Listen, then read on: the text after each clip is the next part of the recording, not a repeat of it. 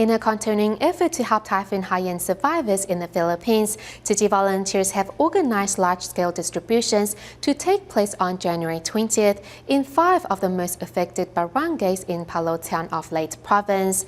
Over the past few days, volunteers have split up into teams to distribute aid vouchers to affected families, which have helped restore hope and optimism in Palo. 85-year-old Virginia arrives at the relief card distribution alone. In a state of panic due to having missed the event, volunteers first settle her anxious heart before helping the senior complete her application. As it starts to rain, volunteers accompany the senior home. This is my home. With a home close to ruins, who can the solitary senior turn to now?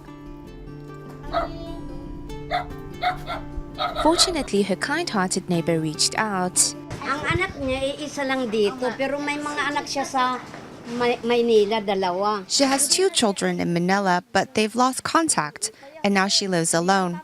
As neighbors, we should help one another, so I asked her to stay with me.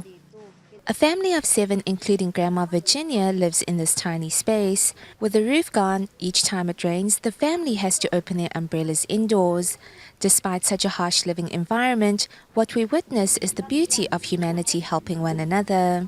We asked Virginia what her plans are for the future. Mag-aano ako sa I want to rebuild my home and buy daily necessities.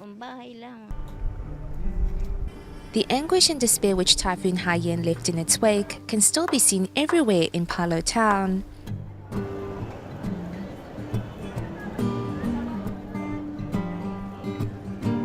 When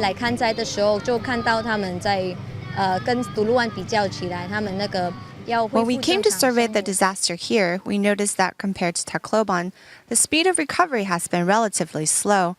A mother even came up to us and said that she was so happy Tzu Chi is here. She was so overjoyed that she cried. Upon receiving her voucher, this grandma's anxious heart has finally been assured.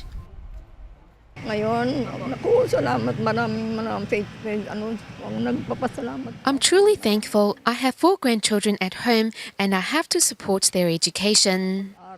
Joe Birch was originally a builder but lost his 2 trucks and his livelihood during the flash floods unleashed by Typhoon Haiyan. Having lost everything and recently welcoming a new addition to the family, Joe Birch, however, has not given up hope. We have used up all of our savings on food and clothing. My wife has also just given birth. We want to rebuild our home here in Palo because we have nowhere else to go. 2 months have passed since the typhoon, but Palo town San Jose still remains a wasteland.